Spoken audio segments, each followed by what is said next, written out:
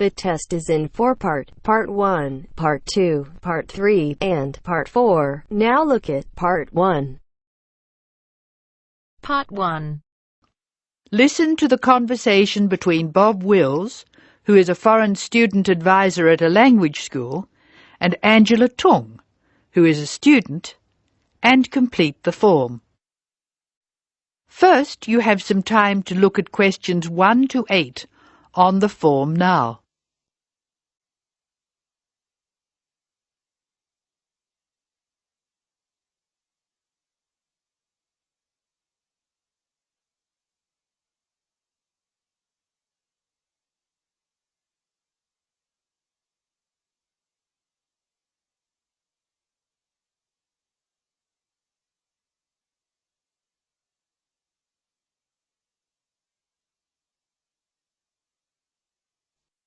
You should answer the questions as you listen because you will not hear the recording a second time. Now listen carefully and answer questions 1 to 8.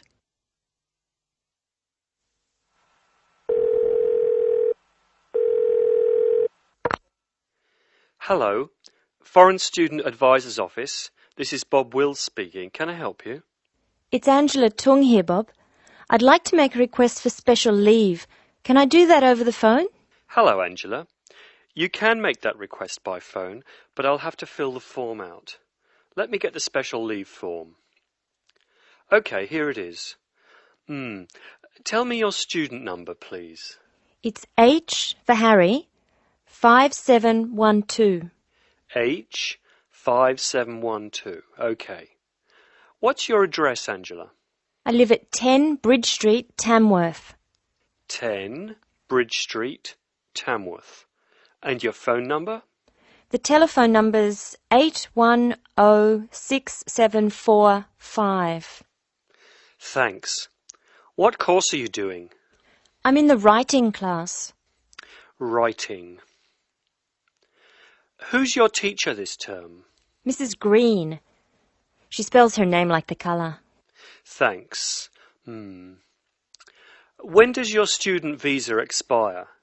Let me look. July 15. July 15. OK. Which term do you want to take leave? Do you want dates? First, I have to write a term number. When do you want to take leave? In term 1. OK. Term 1.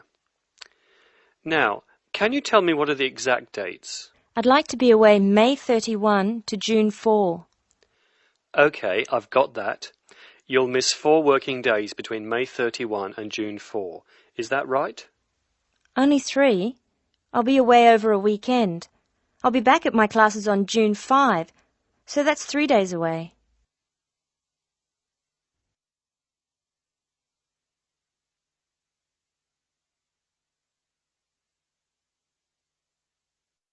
Now listen to more of the conversation between Angela and Bob.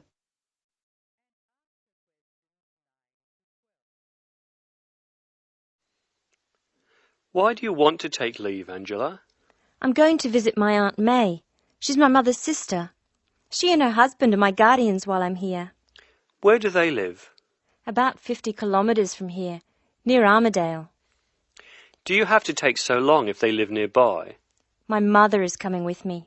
She's come for a holiday, so she wants to have some time with May. And I want to spend some time with my mother too. Aren't you going home soon? I've applied to extend my time here. I expect to go home in 12 months. That is the end of Part 1. You now have half a minute to check your answers.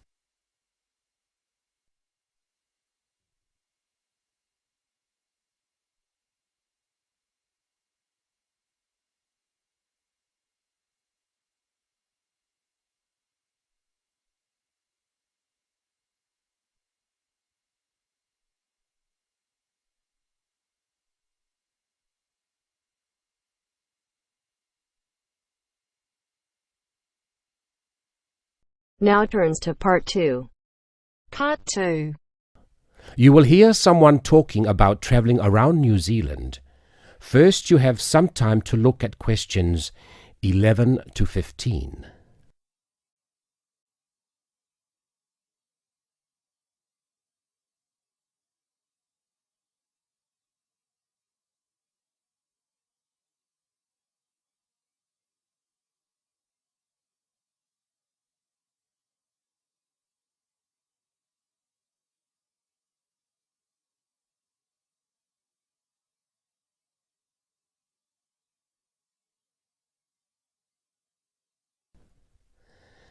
Now listen and answer questions 11 to 15.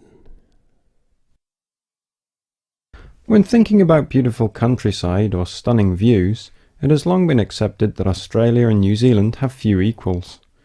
What is perhaps slightly less well known is what these countries can offer to the avid train enthusiast. Both countries have railways which pass through breathtaking scenery in the utmost of comfort. In New Zealand, you can travel from the country's biggest city, Auckland, to where a third of the population lives, its capital, Wellington, on the longest passenger rail service in the country, the Overlander. Crossing 681 kilometres, the train winds through the lush farmland of the Waikato and up the Raurimu spiral onto an amazing volcanic plateau surrounded by native bush. On a clear day, you will be able to see three of New Zealand's most famous volcanoes, Mount Ruapehu, Mount Ngauruhoe and Mount Tongariro. The whole journey can be completed in 11 hours, but for those keen to see a little more of the country, the trip can be extended over 3 or 4 days. This gives travellers the opportunity of seeing the famous Waitomo caves, relaxing in the mud pools of Rotorua, or skydiving over Lake Taupo. Moving on to the South Island, you can take the Transalpine through the Southern Alps, travelling from the South Pacific Ocean to the Tasman Sea. Climbing from Christchurch right into the Alps, this 223-kilometre trip is particularly impressive as the train passes through 16 tunnels before descending to Greymouth at the end of the line. Taking only 5 hours, this is a relatively short trip, but it is worth noting that this journey has been listed as the 6th most scenic rail route in the world. For those that are not so keen on mountains, the South Island has a second option, the Transcoastal. With the sea on one side and the mountains on the other, it again shows some of the best scenery New Zealand has to offer. Also taking 5 hours, one of the highlights of this journey is the opportunities for whale watching. The fortunate few that see whales are well rewarded, but there are more common sights which are just as enjoyable, such as penguins and seals.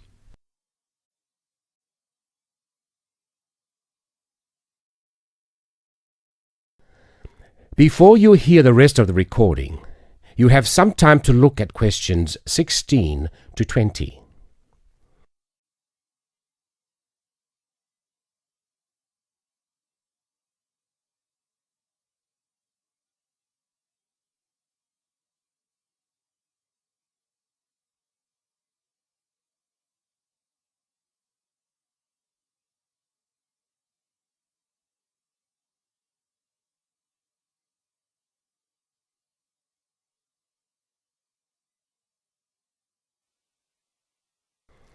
Now listen and answer questions 16 to 20.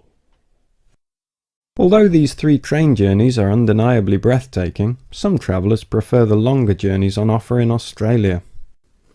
The Indian Pacific, for example, which travels from Sydney through to Perth and has been dubbed the adventure that spans Australia. With 3 nights on board, the train takes in the Blue Mountains and the Nullarbor Plains, and, as the name implies, the Indian Pacific shows you 2 oceans. This train journey holds 2 world records. Covering 4,352 kilometres, it is one of the world's longest train journeys. It also travels the world's longest straight stretch of railway track, 478 kilometres. For those who find these distances a little daunting, passengers can stretch their legs at a number of different stops, such as Kalgoorlie, famous for gold, and Broken Hill, first founded as a silver mine. If 3 days on board a train seems a little excessive, there are alternatives. The Ghan, for example, which travels from Adelaide in the south to Alice Springs in the centre of the continent, taking 20 hours. Passing through Crystal Brook, Port Augusta and Woomera, this journey gives an indication of what life was like for the earlier settlers as they discovered the country. Along the way, you can also see the Iron Man sculpture, which was constructed by railway workers to commemorate the 1 millionth concrete sleeper laid during the construction of the line. Finally, just a quick word about the Overland, which runs between Melbourne and Adelaide. As the first train to travel between the capitals of two states, it is a historic as well as relaxing way to travel, and is famous for being the oldest long-distance train journey on the continent. With so many memorable journeys to choose from, the only problem you will have is knowing which one to do first. That is the end of part 2. You now have half a minute to check your answers.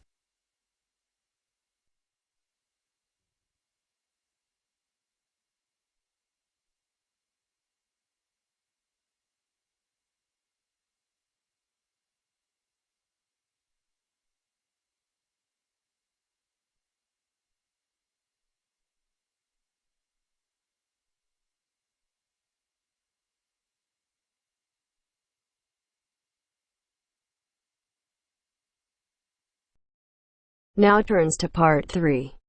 Part 3. You will hear a discussion between two work colleagues and their manager about the restructuring of their company. First, you have some time to look at questions 21 to 25.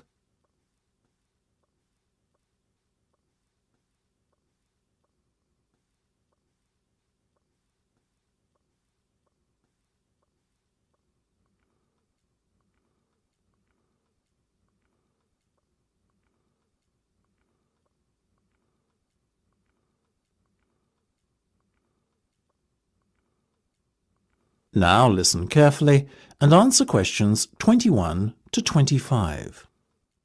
Come in, both of you. I believe you wanted to talk to me about something, is that right? Yes. Basically, all the staff are concerned about what the restructuring of the company is going to mean for them. None more so than myself and Nam, as we are the newest members. As I said to all staff at the meeting last week, there's no cause for concern. There will be no compulsory redundancies. All redundancies will be on a voluntary basis. Yes, we understand that, but to tell the truth, we just want a little reassurance that our jobs are safe. Look, Anne and Penny, the company isn't going to be short-sighted and let its bright young minds go. Besides, we've already met our target for the number of voluntary redundancies we want to secure. In fact, there's a waiting list. You know as well as I do that the age profile of staff at this company needs to come down. A lot of our employees are close to retirement age and are just going through the motions until they can take their pensions. That's why we decided on this redundancy initiative. We want to encourage those that would be happy to leave to do so and employ younger, more motivated staff. I guess that makes us feel a little better. But we're also worried about the upcoming salary review. What will it mean for us? Given the fact that the company's motivation for this restructuring initiative is not to cut costs, you needn't be worried that there will be a negative effect on your salaries. We are running a very profitable business and we will reward our top performers in the upcoming review. Both of you fall into that category, so you can expect a healthy bonus and salary increase. Simple as that. That's good to know. Another thing on our minds was the fact that with all these voluntary redundancies happening in the next few months, there will be a lot of positions opening up higher in the company. What we were wondering is, will the recruitment drive be an internal or an external one? Obviously, we will recruit internally where possible. That has always been company policy. So, if you're asking me will there be opportunities to gain a promotion in the near future, then the answer is very definitely yes. The type of candidate we would be looking for has a proven track record and is performance-driven. How can we improve our chances of getting promoted then when the opportunity arises? Well, in the meantime, be prepared to take on additional responsibilities, especially those relating to the management of other members of staff. Obviously, the higher up you go in the company, the more involved you'll be in managing people. What the management team is looking for then is proof that you can work effectively with and manage other members of staff. Before you hear the rest of the discussion, you have some time to look at questions 26 to 30.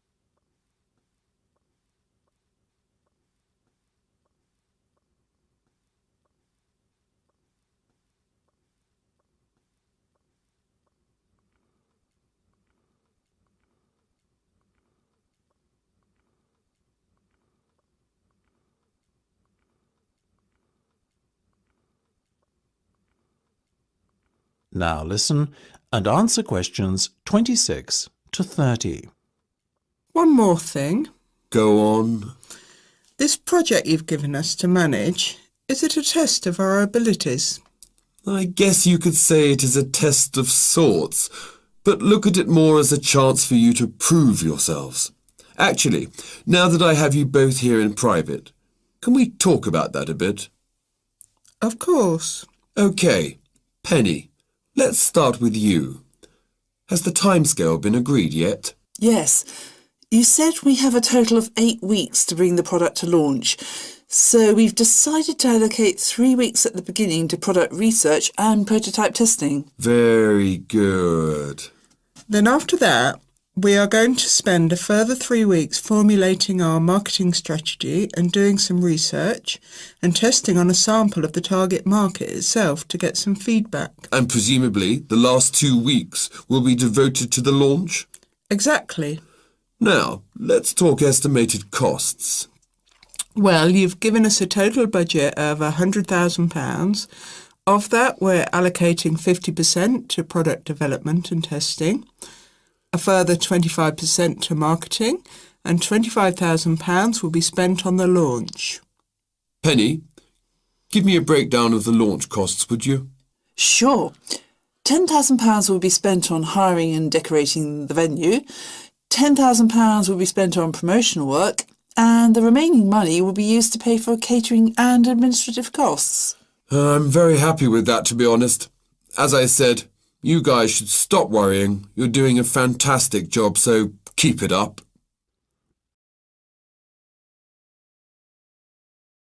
That is the end of part 3. You now have half a minute to check your answers.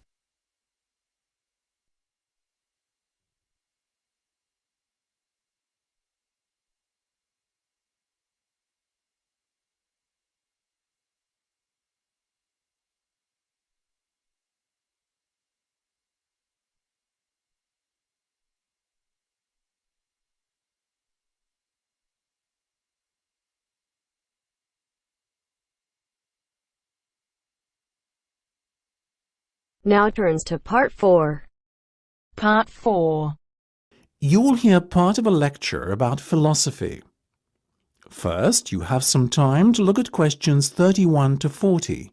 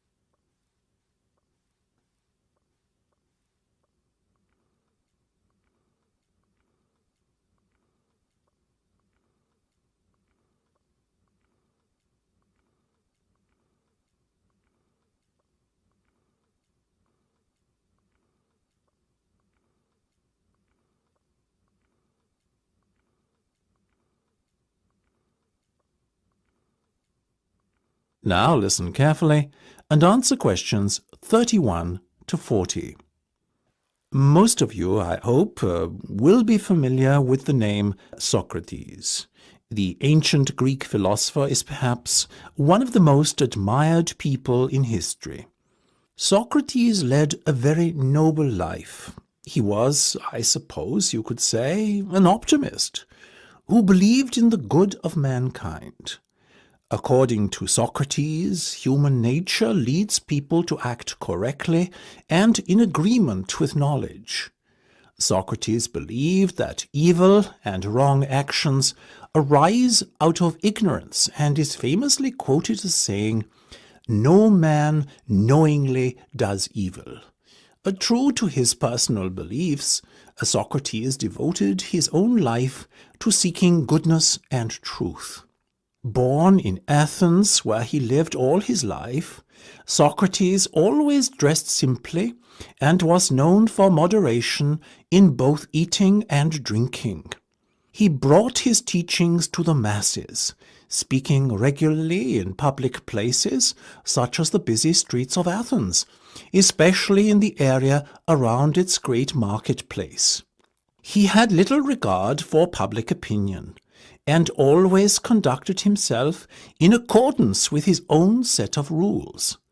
Socrates built up a reasonably large following of Athenians looking to learn from his seemingly endless wisdom.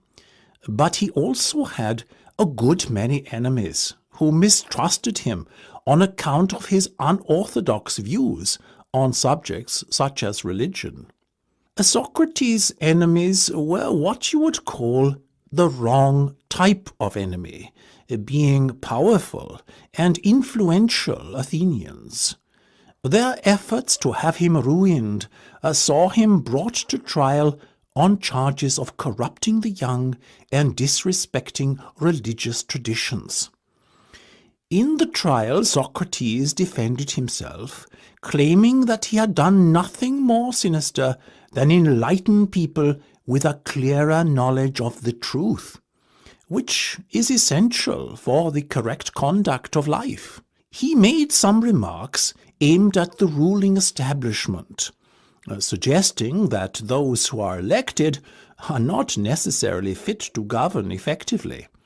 Socrates himself had long ago become disenchanted with the materialistic ways of the upper class.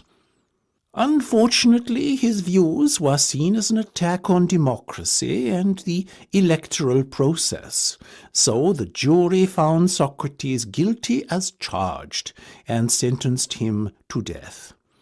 It is thought that many members of the jury resented his unbending pride, and that this may explain the harshness of the punishment handed down to him. Despite being given several opportunities to escape prison, Socrates resisted, and carried out his sentence calmly by drinking a cup of hemlock poison. During his life, Socrates introduced the idea that there are a set of universal standards by which people should be judged. His method, known as the Socratic method, involved discussion between two or more people around some key term. In theory, those party to the discussion should all define the term in the same manner. However, his studies found that this was seldom the case. Socrates encouraged his followers to engage in such discussions with the goal of trying to proceed from less adequate definitions to more accurate definitions over time, the ultimate goal being a true and universal definition that could not be contradicted by anyone. This method tended to expose the ignorance of the Athenians of his day. It showed that many things that they assumed true were in fact false. Socrates also used irony to expose people's ignorance of key concepts. That is, he claimed to differ from others in recognizing that he himself was ignorant. His insistence on ignorance reminded other people of their own ignorance, but won him few friends in high places. That is the end of part 4. You now have half a minute to check your answers.